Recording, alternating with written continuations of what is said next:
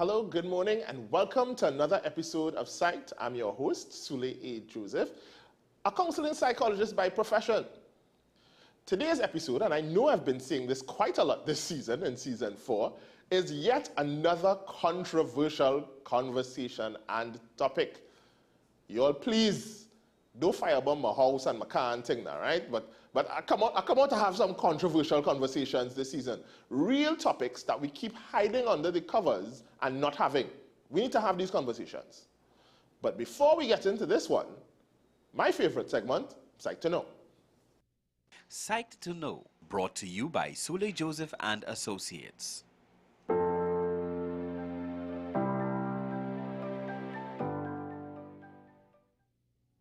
In the 2020 general elections, the People's National Movement secured 322,180 votes, while the United National Congress secured 309,654 votes. However, on average, the total registered voters approximate to 1,134,135, with both parties consistently securing around 300,000 votes.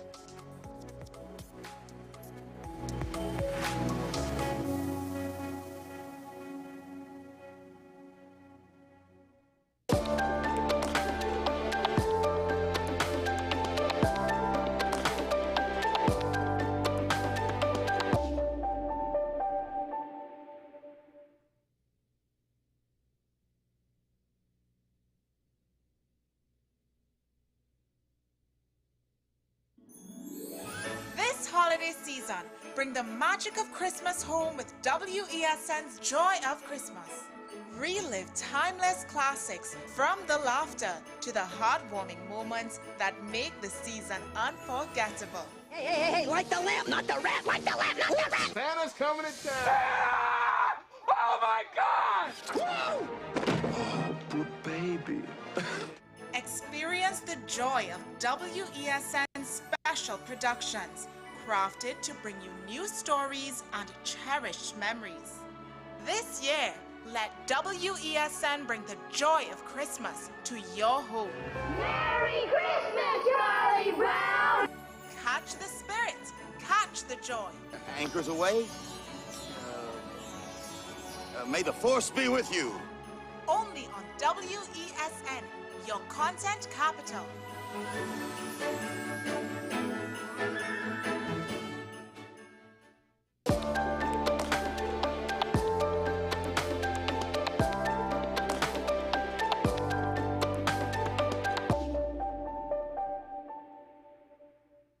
Well, first to begin, in this country here, it's divided between two races of people and whatsoever. It have no unity. If we had unity, this country might have been better off or whatsoever. You understand? So it's a kind of, I'll put it, I want to use the word regionalism, because you see that every day between the two different parties whatsoever. But people so illiterate, you understand, at this particular point in life, you know, all right, PNM, okay, no, we need changes. You know, we need young people to represent us. We need young people to see about us. Not senior citizens already, close 70 years, fighting against each other and can't see about the youth and them. Because it's a real problem. So we need a proper change with that, a proper change. We need somebody young and vibrant who could really understand what's really going on, you understand, could really do something for the people. But right now, at this particular point in China, you have about African and Indian, and they're not uniting. So they have the Syrian, they have the Chinese overtaking the little country very seriously. And they're doing our food now, not even coming from here. When a young boy growing up, we just plant our food, mind our animals. We're not seeing that anymore. Everything about America and England, whatsoever, so we're getting mashed up very slowly. And a short time to come, you and the food in this country, we have to eat each other. You can answer that question very well fast. Rowley and Kamala have to go. That whole generation and Junior from Patrick Manning, PNM, Basdeo, Pandey, all of them need to come out of the system. Sorry for cursing again. Because all the youths were the gain is what the pain to come in. And the youths were the pain to come in is what bringing in the segregation for them. But all the youths, they were not nobody. So what going on is them need to change and come out and let the youths and the whole run it, because that good youths are going to run the country the right way, the right way, and make things right. Welcome back. For those of you at home who are still with us, you're watching Psyched with me, Sule A. Joseph. The conversation we're going to have today, as you've just heard from the video that you've watched with the explanation is sycophantism. And not just sycophantism, but political sycophantism. Now, it's the idea, as the video explained previously, that persons without significant thought fall sheepishly behind someone. And it's usually someone who can grant them power or favor or something of the like, and they are in full agreement with 100% of everything that someone says because of either fear of falling out with that person who can grant them favor, or because for themselves they lack something within themselves to be able to stand for a greater principle and instead fall behind usually a charismatic personality or leader. Today, though, we are having a conversation with our guest who has not only flipped that idea on its head several times, perhaps this particular guest, I may even argue, has more cojones than me, as she has stood up to both sides of the divide and have had conversations on points which she has stood steadfast to. Love her, hate her, disagree or agree, she has been consistent with her stance on most topics. And of course, I'm speaking about none other than Miss Marsha Walker, social and political activist. Wow, what an introduction. Social and political activist, book writer, parent activist. So that's been a long, but it's the, you know, the cojones and the standing up and the disruptor. Oh my. So I'm incorrect in those things, is what you're saying? No, I guess not. All right. I guess not. Okay. Yeah. I just want the audience to know that I did not choose this. I did not. I would rather just be at home and have everything work well. So you didn't fall on the mango tree. The mango tree fell on you, is what you're saying? Yes, that's the mango happened. tree fell on me. Okay. Yes, yes. All right. So I would just want to be home. I do want to be home and have everything just work and, you know, and just raise my children. So before we jump into this whole long conversation that I am sure I'm going to either get a call or a message about, oh my. right? I'll try to behave Please. as much as I can. Before we get too far into it, who is Marsha Walker? Oh, wow. For those of you who live under a rock at home, who've never seen or heard this person before, for some reason, who is, besides, of course, besides the person who decided to run against a sitting prime minister, but yes. who is Marsha? So, I mean, I am a wife, I am a homemaker, okay. I'm a homeschool mom, and I would like to say I'm a slave to Christ. A Christian feels too nominal. Okay. You know, everybody's a Christian these days. A slave, though. Wow. Okay. All right. Well, strong so words. the Greek word, you know, in fact, I think that the English translators tried to be too politically correct, which, you know, I don't ever try to be. So the Greek word does mean slave. It doesn't mean servant, which in itself still sounds bad. You know, it means slave, and it means slave in the truest sense of the word. Where a slave would, I don't know if you know the history of it, but they would pierce their ear with a door, you know, and it's to show that I voluntarily serve you for life. I pledge my life to you. And so the Greek word is a very strong word, slave. It's this, and you know, there's something that you can't really get in English translations because Greek sort of has an emotion with it, you know, and I guess sometimes you can, you know, if you use a proper expletive or something, you know, you kind of get the passion out of it. Yeah. Okay. So it is. So it's a slave. So that's why I say, you know, everybody uses the term Christian, but what does that mean? No, I by the grace of God, I'm a slave to Christ. So slave to, all right, okay. Yes. So I guess we start with the controversy early one time. Boom. Yes, I guess so. I guess so. Right? I guess so. Right, okay. I think because I'm just not willing to be politically correct, I probably do attract controversy. Be politically active but not correct? Like, How does that even? But we'll get there. We'll get there. We'll get there. Okay, right? no problem. Ask me the question later. Yeah, we'll come back to that. Because the definition of politics is not what we see here. So politics is supposed to be the highest form of ethics.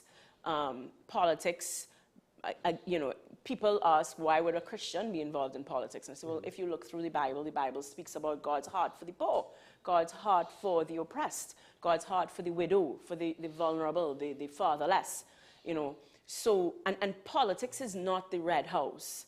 Politics is a system of government, you know, and the people are supposed to champion just and righteous government, you know. So it's not what we consider politics, you know, things like politics has a morality of its own. You know, that's not what it should be.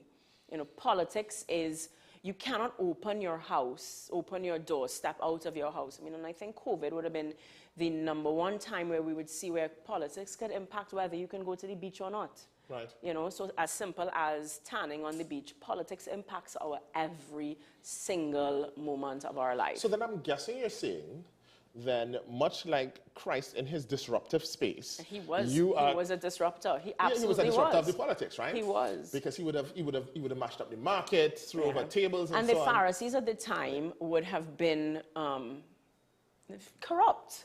You know, they would not have been righteous leaders. You know, and you see him talk about that. You see him talk about woe to you hypocrites, and you know, and I do see, and I mean, I don't want to bash. But we have leaders who would, on one hand, tell us to tighten our belts, but you don't see them living a life of belt tightening. You know, and that was something that Jesus would have spoken about. You know, you give these rules, but you cannot even bear out your own rules. You know, so it is, when you really study what it's supposed to be, it is supposed to be a noble profession. So then this Marsha Walker is Walker on water kind of thing then? Is it that you have come to do Christ's work in politics in Trinidad? Well, we're supposed to always, we're called to be the salt and light of the earth, right? Salt, I know we think of salt, I guess today, as a taste maker, you know. But salt back in the day was a preserver. You know, we salt ham, you salt fish and stuff. Salt was meant to preserve things from decaying. So in biblical times, when someone would say the salt of the earth, they're not necessarily saying make everything taste nice. They're saying prevent everything from decaying. Okay. So a Christian's call, you know, is, first of all, we are messengers of Christ, right? That is what a Christian is supposed to be. We are supposed to do Christ's work. And you're suggesting to prevent decay as well. Well, that is what, yes. So we are supposed to prevent moral decay.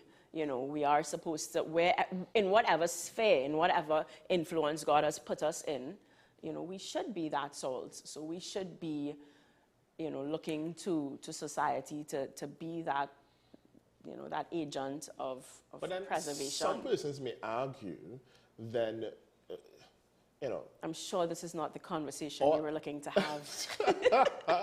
Some persons may argue that you are entering into the belly of the beast to try to make a bad thing good.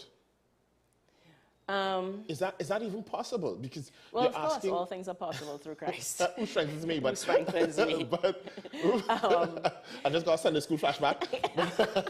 but you know, should you then take your energies elsewhere and go out into the communities and do good works there? Oh, so okay, so let's be very clear. I did not get into politics. No, I did not get into politics. I didn't set out to get into politics. In fact, if you know the story of how I got into politics, I was in the community. So and what I've recognized, and I mean, you talk to anybody who's in politics for good, right? Other than filling their pockets. What you realize is there comes a space where the only place left is politics. Because the laws of the land govern what is right or wrong. The laws of the land set the tone as to what is righteous and unrighteous. So for me, I wrote a children's book, and the children's book, it's entitled, If I Can, You Can Too. So I told you know, the biographies of people like Keyshawn Walcott. And I told it in a child-friendly way, so, you know, it was like cartoons and stuff. Right. Because so often these biographies come out and they're like black and white, and little kids aren't watching it.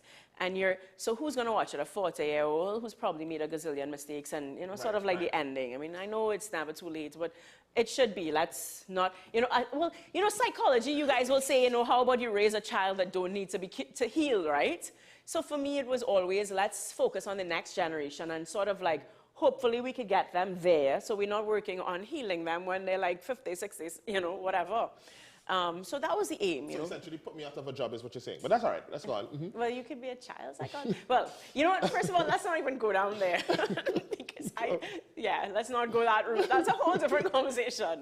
But so that was the whole, and I mean, I went from Guayari to Laventille, length and breadth, going into every school. So when I tell people that, you know, I can identify that this school has a massive hole in the floor, it is because I have been to, you know, length and breadth. And I mean, and from St. Andrews in the West as well, you know, so affluent schools, you know, the private schools, I went, you know, reading my book, doing book readings. And so what we did was one summer, we did a camp. And a little girl came up to me, and this would have been maybe 10 years ago, you know, and this little girl came up to me and she said she was raped. Now I give a disclaimer when someone says they want to talk to me. I say that by law, if you tell me anything, I have to go to the police. Because she had already said it, she had blurted it out. And I had to say to her, well, by law, this is what I have to do. Right, you're correct. You know, and I promised her that I would stay with her. I would walk her through everything. I would not let this be a situation where she will end up being abused at home, you know, or anything like that. And the stumbling blocks that I found along the way just infuriated me. And that was the first time, I guess, that I understood. Now, I understood the laws and stuff before, I guess, when I was the PTA president, fighting that whole battle again and being forced to understand the law. You know, it's so funny, just this weekend, somebody said, hey, that's a UNC lawyer. And, you know, my daughter was like, she's not actually a lawyer. But I'm always talking constitutional something, right? And I think that that was the first point, you know, so things like domestic abuse and all those different things. I found myself going to consultations every time a green paper came out, understanding what a green paper is, so understanding the process of how a law comes to be. And in understanding it, the only space that you can really occupy is politics. In 2015, I did not vote for anyone. And I did not think that that was a sustainable option. I couldn't just simply... You can't fix things by not voting. By not voting. You know, like, well, I'm not voting. I'm not voting. How long are you going to do that, you know? Right. So I felt, one, then the time would come, then if there are no other options, you have to present yourself as an option. We can't sit back and just complain, and not lift a finger. Well, we could. We can't. We shouldn't. But we shouldn't. We can. We can do anything, but we shouldn't. We started by saying you could all do all things, right? True.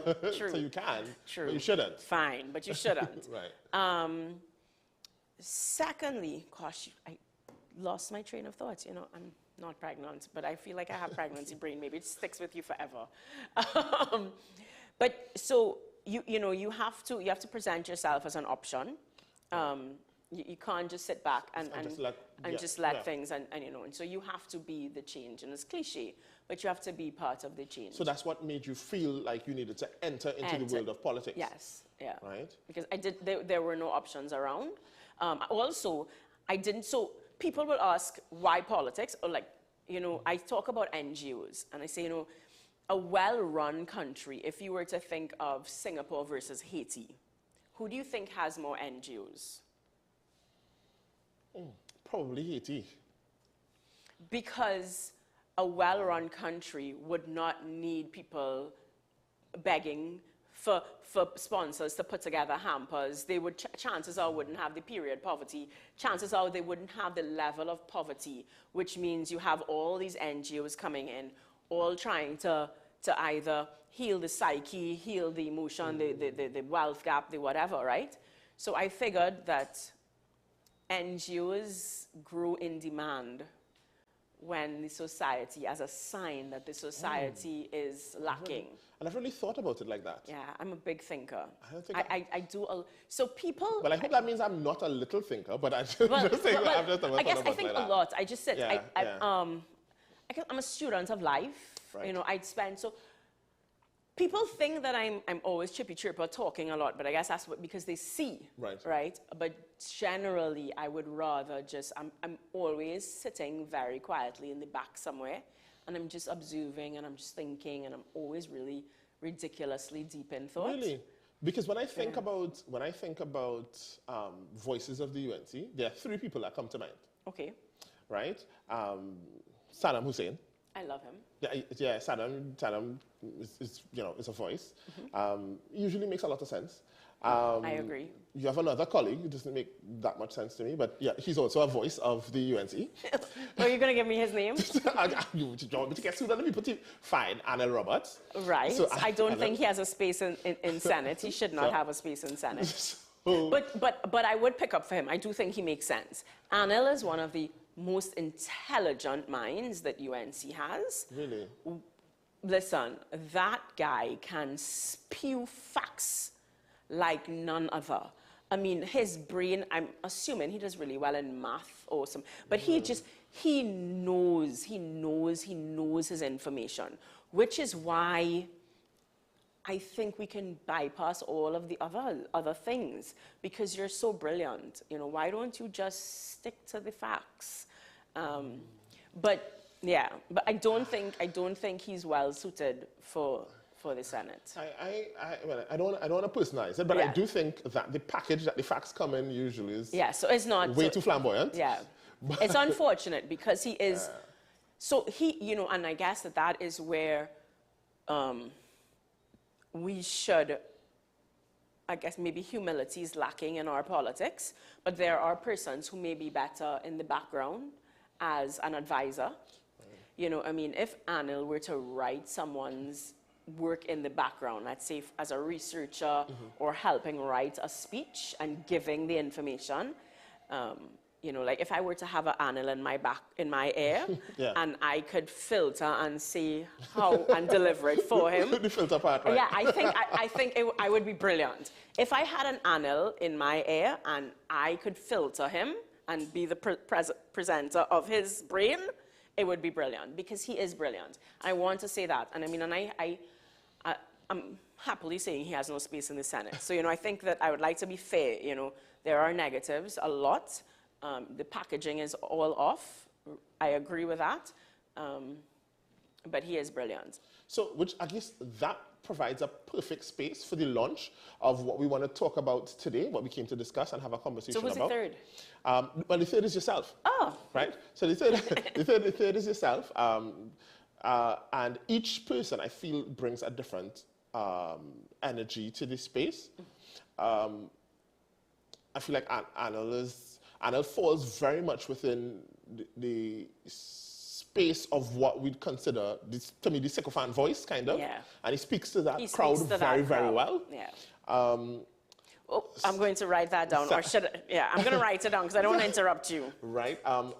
Saddam, to me, often brings facts as well. And he brings an eloquence and intelligence to the conversation, right? Yeah, if only I could spell sycophant. Oh, well. And then you bring an opposition, which I think is something totally different. So you bring, you bring an opposition. So whereas Saddam would bring an intellectual conversation to a decision, you bring this passionate opposition at times that says, no, this is nonsense. We can't defend this. This is nonsense. Whereas he would say, and Saddam may say, listen, you may not agree with everything here, but pull out these three things here make sense because, and he'll go on into an expose as to why these three things make sense. Yeah. Whereas Anil will say, forget that. Study PNM, Rowley do this, that, and but do this, that, and and he would go down and say, listen, only talking about Eric Williams, Eric Williams dead so long, right? Right now, PNM are suffering. So that's Anil's approach. Yeah. And he will rattle off all of the facts of the things in the past that the PNM has done and not address the issue, I guess, that's been raised currently. Saddam will find the excellent eloquent points that can be pulled out that. Yeah. And you will say, you know, you're the one kind of calls a spade and says, listen, this is this rubbish here, you know. Well, so, I mean, Saddam is excellent. You know, he really is somebody that I would like to see remain in the political space. The challenge is, and, you know, I mean, I guess maybe he reminds me of Amory Brown a bit. If I were to compare different people and whatnot. But the challenge is, and this is what I think we are in a particular system, the Westminster system, right? Gillian Lucky, she's a former senator. And, well, I mean, she's so many things, right? But she would have said, she spoke about taking this particular political system and just, you know, adopting it wholly. And maybe that's the problem. You know, so we do have things like toe the party line. And towing the party line, many citizens may not understand it. So it is very difficult, and it's something that we do have to address, because you get, if, you know, sometimes maybe it's God's blessing that I was not elected and Keith Rowley remained the MP, because if you sit inside of Parliament, then there are some lines that you have to toe. There are some conversations that you are limited, you cannot have, right? Saddam is an MP, and he is elected by the people, and it's very unfortunate because you're elected by the people, but then once you become elected, there is a space that you have to, and you've vowed to toe this party line. Masha, and you can't be disciplined. Yes, of course. I just want, because I don't think that persons at home fully understand and appreciate this. Yeah. The person that you have voted for and you've put in office, you expect them, right, the same voice that they campaigned with, the same personality that you fell in love with when they campaigned, doesn't always mean that's the same person that they can be when they get into Parliament to represent you. There's a party line. And so according to Mark, and that is what is very difficult. So it feels like there is a betrayal, because again, and you said it really well, you've fallen in love with this particular person and this person, and you've asked this person for their views. You know, I mean, I'm going to be really controversial. So let's talk abortion or something, you know. There are really controversial topics that persons may say, what is your view on it? Gay rights. Gay rights. You know, so for me, it's education. There's so many different things, right?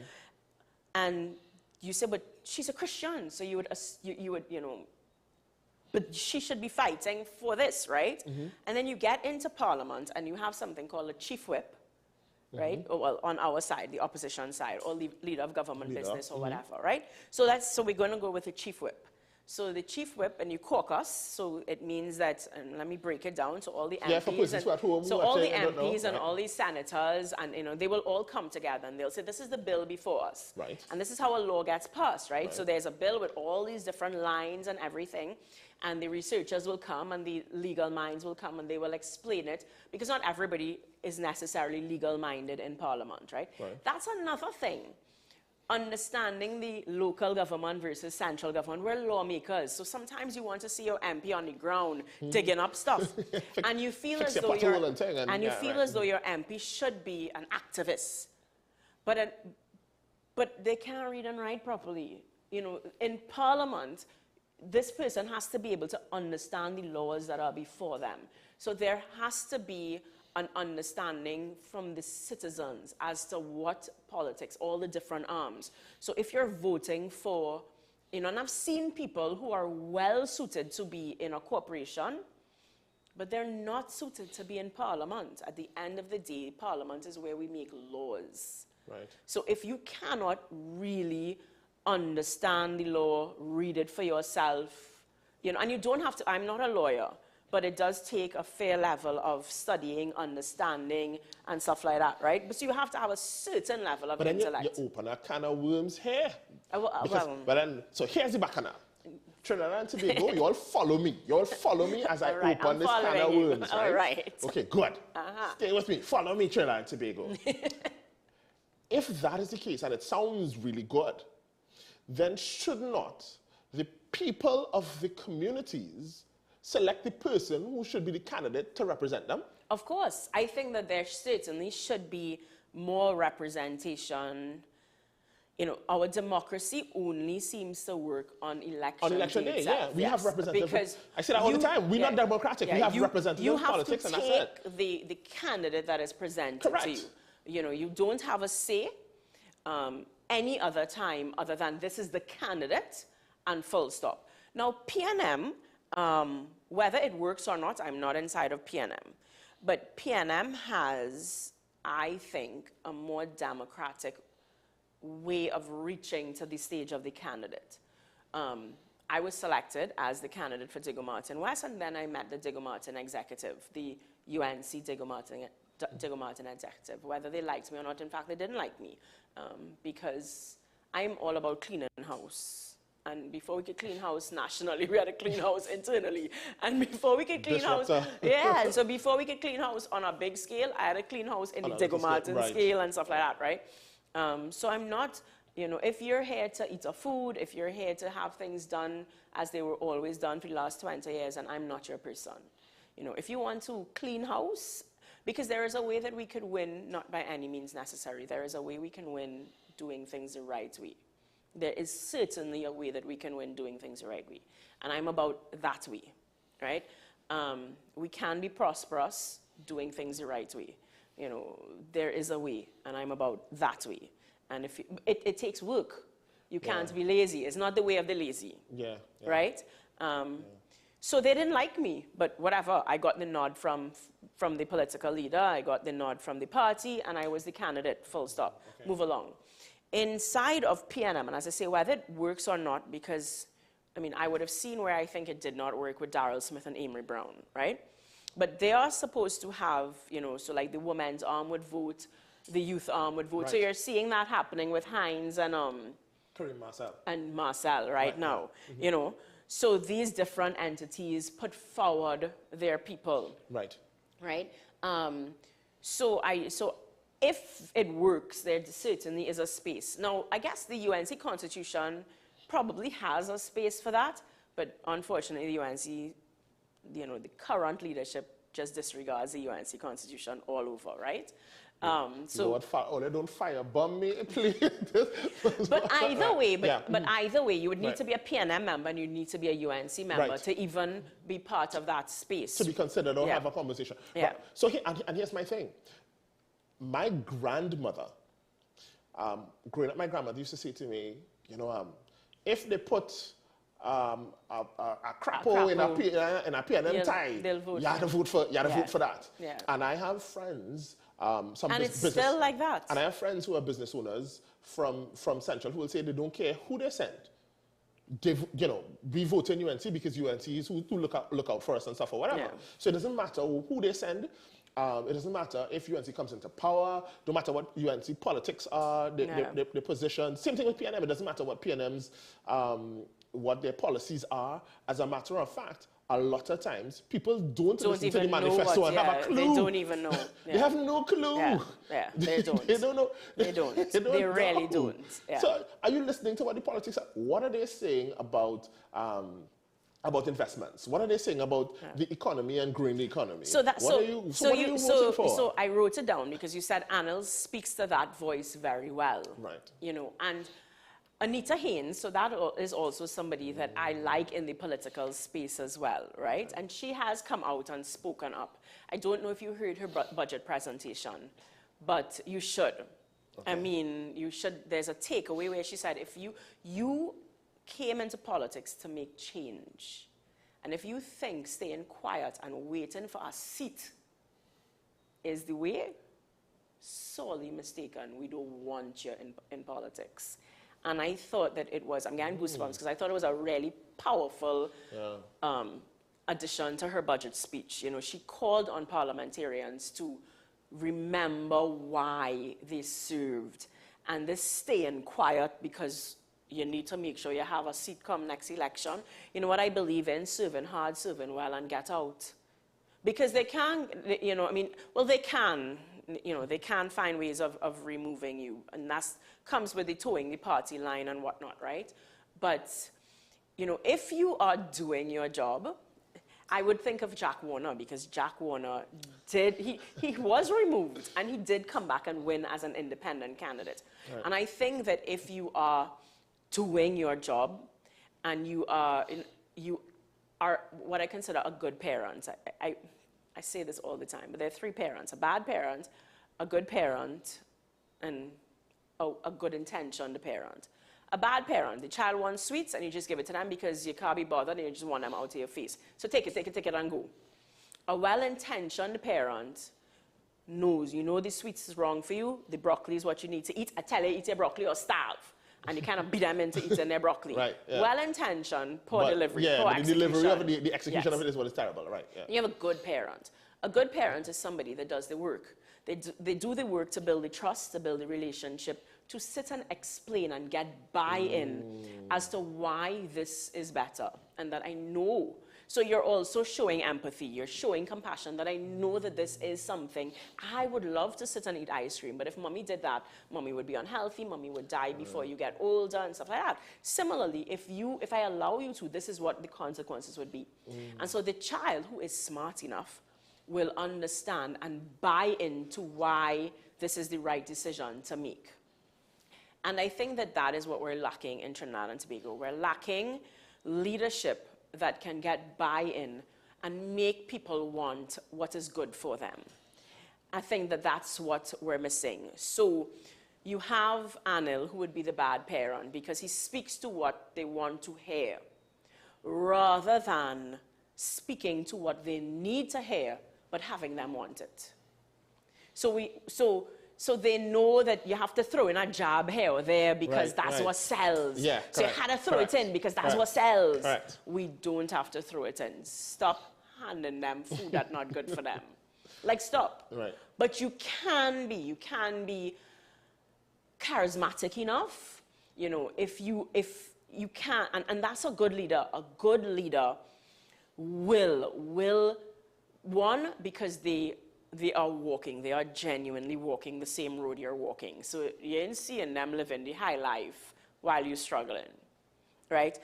A good leader, people will see that, listen, she feeds herself last. She always puts herself last. She is genuinely willing to lay her life down for us. And so the loyalty is right loyalty because this person is genuinely in the fight with them. Okay. And so when I say, trust me, we need to do this, then the we is really a legitimate we versus we need to tighten your belt, but you get a pay increase, you know? So I think that that is what is lacking, that leadership, that good parent who can get citizens buy-in. But there are two things that you mentioned that I kind of want to bring up, and I took note of. Yeah. Right? I was like, oh, okay, that's a good point. So there are two things. One is, I heard you mention, you know, the good leader who would lead by feed themselves laughs and stuff, but the pronoun you used was her. So no, okay. So, well, I guess. So I picked up on that. Well, him. So Themselves. So I picked up on the pronoun use, you know, that her pronoun. So I'm guessing, is it that you're alluding to current leaderships and suggesting that the Actually, no. I don't think. I think Kamala Persad-Bissessar has run her course, just like Brian Lara, like Dwight York. You know, Dwight York has taken up a new role. Yes. You know, so I do think, and I have said it. I've said to her that she should step down before she messes with her legacy. You know, you've run a good race, you've done well. I think that, you know, you should hang up your boots now and maybe take on a mentorship role.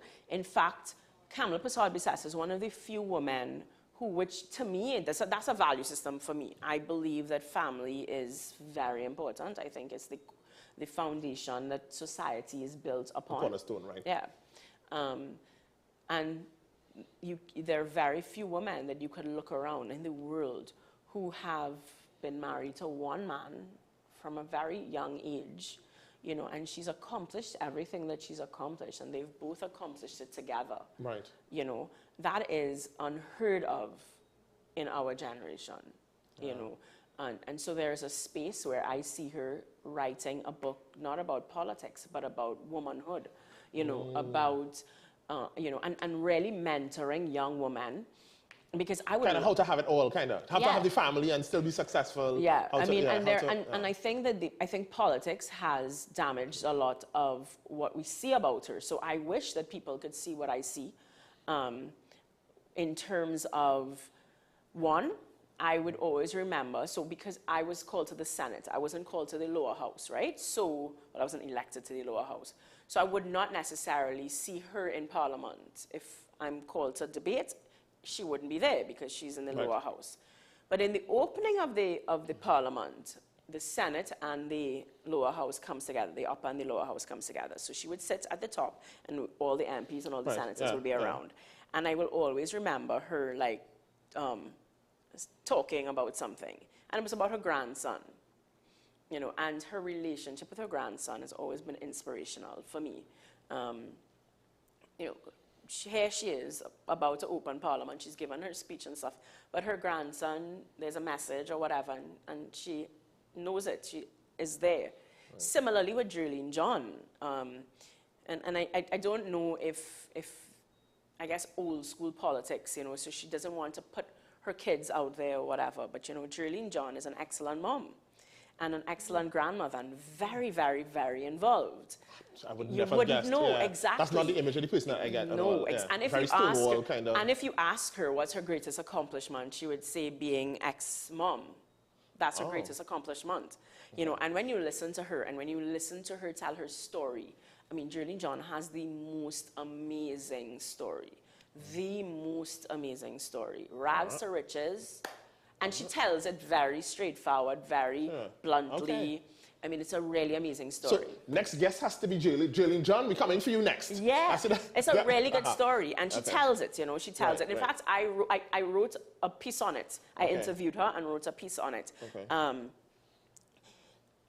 But again, I guess it's old school politics, because I think that those are the things that will speak to people, that will speak to the average citizen. So is it that type of politics, that type of politicking is what drives this need for people to be clannish and cling to the political parties? Because it's not that we haven't had persons try to form third parties. We have Third Force. We have Philip with... Yeah, we have the most third parties ever in the world.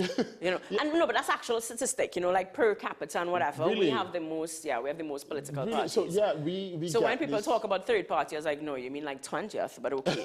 I understand what you're trying to say. Right, there was COP that came up. There was, there are always these parties that come up. So we are a two-party system. Which is why when people ask, Marsha, why don't you form a third party, or why don't you go to a third party, or why don't you go as an independent? We've not reached there. With social media, maybe there is a space, but people like to talk about campaign finance, and I say campaigns take money. Whether you like it or not, campaigns take money. And there's no way, if I go to businesses, let me tell you something, me and turning away $1 million from you, let's be real. But when they say but we have a frank conversation. Right. What is in it for you? I can tell you what's in it for you. Fair. A fair opportunity to quote. A fair opportunity. So you want me to give you my $1 million and give me a fair opportunity? No, absolutely. I want a contract. No.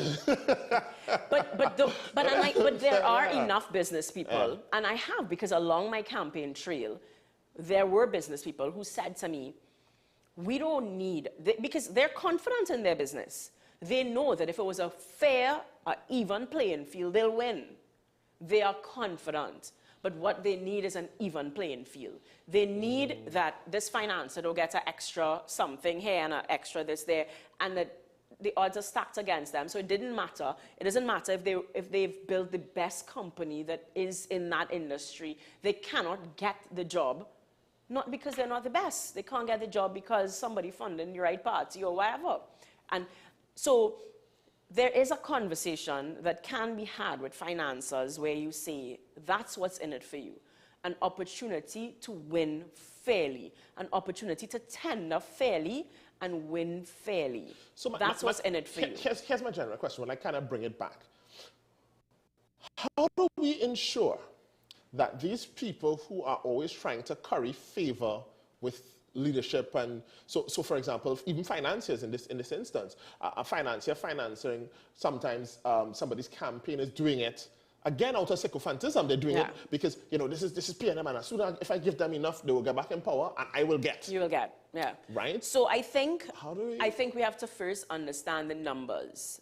There are enough of us to make a change. So I can speak to Diego Martin in particular, and I can speak to the 3 Diego Martins because they're all fairly similar, right? And in fact, Diego Martin West technically is the hardest one or the least PNM safe seat. Right. And I can show you the numbers. There are 29,000 registered voters. Keith Rowley on his best day will get 10,000 votes. That leaves 19,000 people who did not vote for Keith Rowley. Believe it or not. So you see this bridge constituency that Gary Griffith speaks about, or the 3rd constituency, or the non-voter, or the swing voter, or whatever you want to call them. It's a fairly large number. And what we're seeing is that that number is growing. And that's what I'm going to ask. Is it continuing to grow? It is growing. Yeah. It is absolutely growing. So we're moving out of these generations. Yes. So every time we say something like the voter turnout is the lowest in history, what it means is that the non-voter turnout is the highest in history. Right. So it means that, and as we have more non-voters, it means that there is an opportunity to speak to the non-voter. Because I think that the non-voter is interested in good dialogue, proper dialogue. They're not interested in that kind of nonsense. Squawk. They're not interested, so the base is getting smaller and smaller. The young men in Diego Martin, now there is a real threat to them that, we can't ignore. So like their grandparents will say, well, if you go and vote for them, know that they'll come home in the morning, right? Or if the gang leader call a shot, know they'll come home in the morning. Having said so, we have secret ballots. Right? So I would say to my young men, don't walk with me. Don't campaign with me. Don't openly say that, you are Marsha. Take the money and vote for me anyway. Because, there is a real danger that some people face. By and large, that's not the whole story. That's not the biggest story, though. Well, what I want to, because we're running out a bit of a time now, and I kind of, I'll be very remiss if I don't bring up the most obvious, which is when we talk about this red and yellow thing, we often tie it to race. We do. And we say, PNM is for black people and UNC is for Indian people and so on and whatever. And I've said that outright, so I can have a very frank conversation about it. Right now. But we've also noticed an increase in the demographic of mixed. So then who does the mixed vote for? That's why and that is why we are seeing, because there is, there is nothing wrong, I think, so it's not racial, racist politics, but people will vote for someone that they are aligned with, that they feel they looks like them and represents them, you think? I don't even think it's a looks like them, because for example, but because PNM has these Indian people, UNT has African people. So let me tell you, I'm going to be really, really, really, really frank here. Oh Lord, do I need to put a warning up? Yeah, put a warning up. But okay. Sule, you have a Ras. I do. You're of African descent. I am. In Trinidad, there might be mixes all over that we can't tell, right? Right. But for all intents and purposes, but you speak very well. You do. Well, thank you. You do, right? So I think... I've been called an Oreo in the past, by the way, but yes. Right. But an educated black person can relate to you. Yes, I can see that. Right, okay.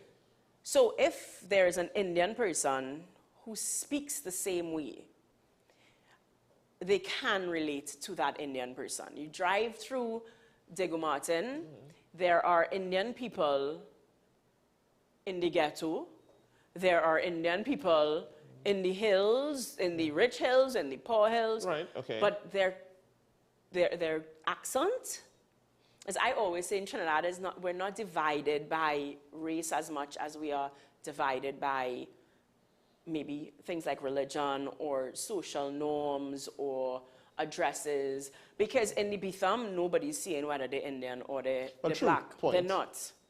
So we are divided not by race, you know.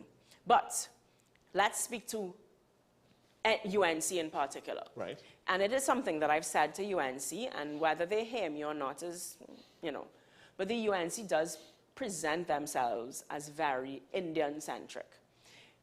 Meaning, even if we look at the two political leaders, Basil Pandey and Kamal Prasad Bisesa, they do not speak. They like to talk about knife and fork and stuff, but they do speak more like a knife and fork Indian than, oh Lord. you know, than somebody who is simple, or whatever is the word that they would want to use. Okay. Grassroots. Grassroots. Right, okay. Right? And but you don't see PNM's black people speaking like that they're uneducated. You don't, right? So the Indian person who's well educated, who speaks well and stuff, could still hear themselves. And this is something that PNM has done a really good. PNM speaks to the swing more than UNC speaks to the swing. Okay. PNM don't campaign for their base, you know, because they know their base is their base is their base. Them could say what they want, do their base what they want, sadly to say, but they could. And the base will vote. But it's the same on the UNC side. The base is the base is the base. The UNC could do what they want, put who they want. Politics in Trinidad. Right? But PNM speaks to the swing better. Okay. So, and who is the swing? The swing is the professional. The swing is the more educated. The swing is, you know, that ever lessening but middle income.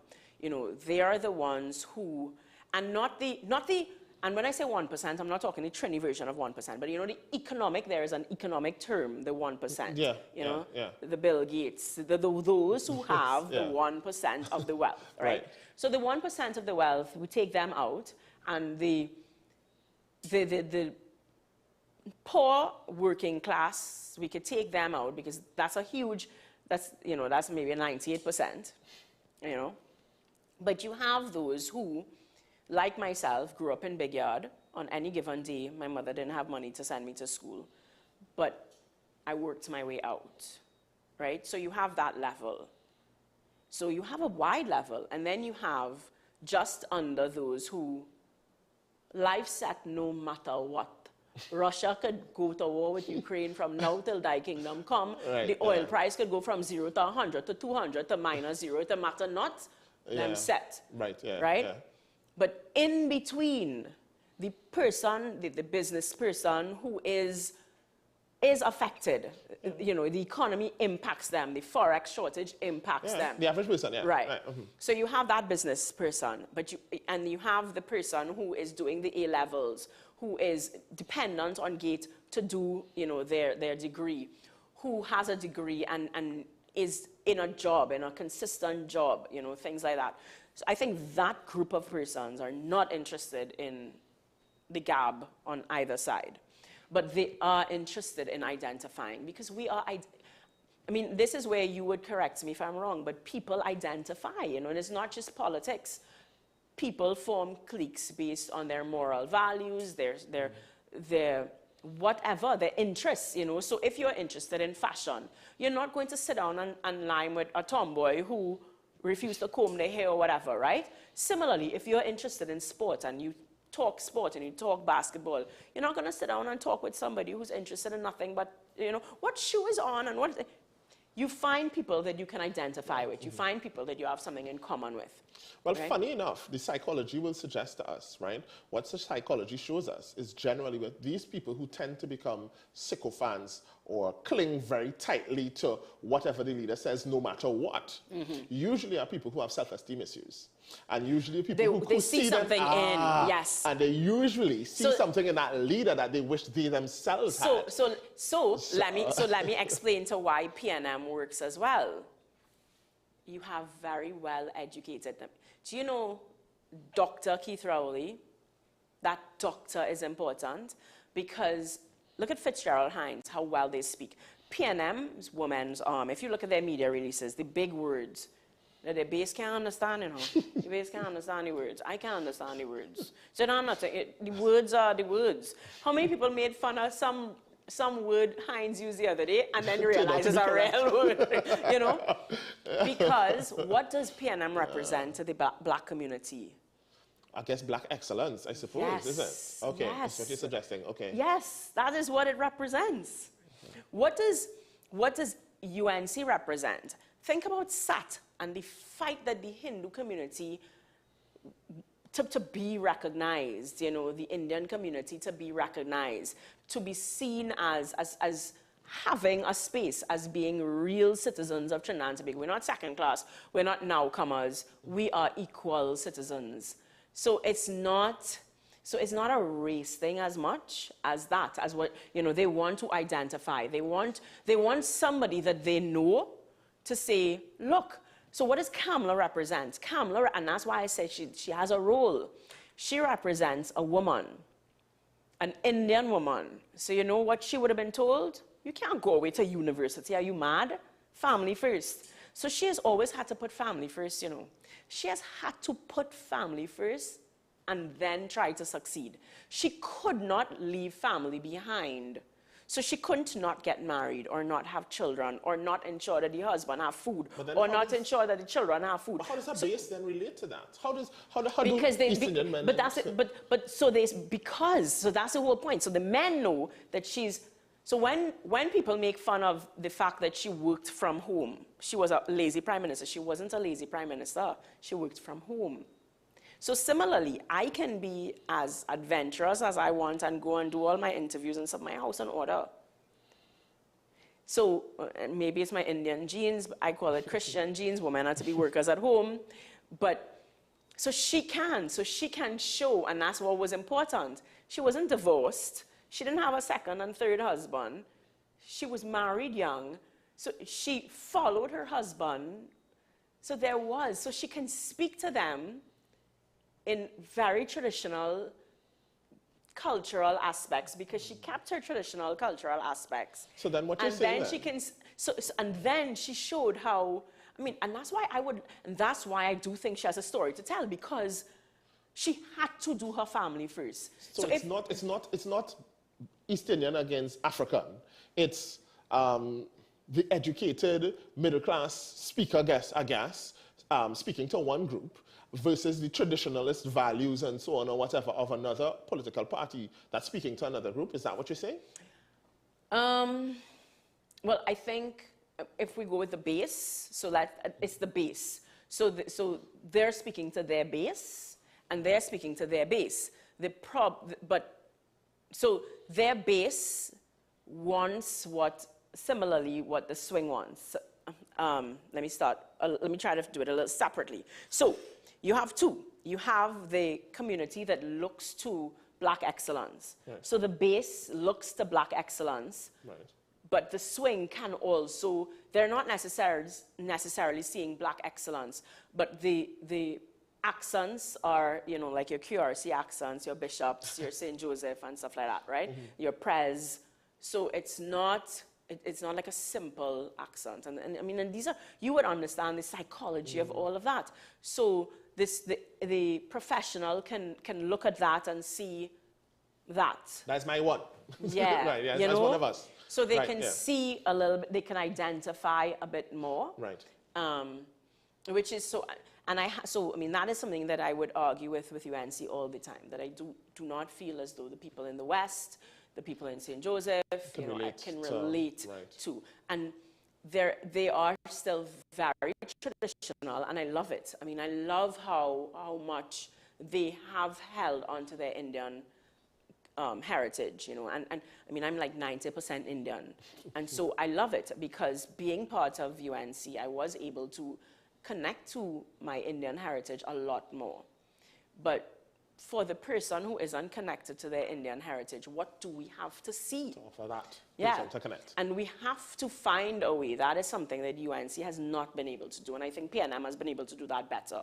They've been able to connect to the person who is just like Trini to the bone. Thank you for joining me today. Next week, please, God, same time, same place, right here on the WESN family. Remember, stay psyched.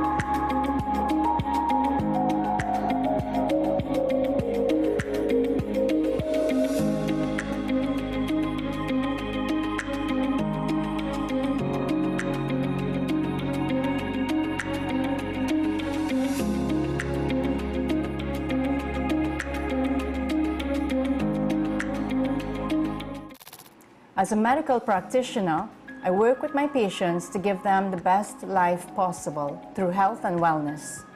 Understanding an individual's patient's needs is crucial to successful treatment. For Season 3 thus far, we have discussed serious medical issues with experienced professionals who have diagnosed and treated patients. However, have we taken into account the experiences of those who have received a devastating diagnosis but persevered, fought, and are survivors today?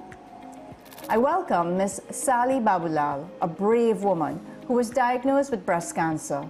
She will share with us her experience of a life-changing journey, from the moment she was informed she had breast cancer, the psychological effects of her battle, support systems and treatments, to the moment she learned that she was a survivor. Welcome to a special edition of What's Up, Doc. Today's Vitaminute highlights vitamin D. Vitamin D is often referred to as the sunshine vitamin. Vitamin D is both a nutrient that we eat and a hormone that our bodies make. This helps our body absorb and retain calcium and phosphorus, which are both critical for building bone. Studies show that vitamin D can reduce cancer cell growth, help control infections, and reduce inflammation. We can best get our dose of vitamin D from the flesh of fatty fish and fish liver oils. Smaller amounts are found in egg yolks, cheese, and beef liver. Many foods and supplements are fortified with vitamin D, like cereals, dairy products, and orange juice. And that was today's Vitaminute.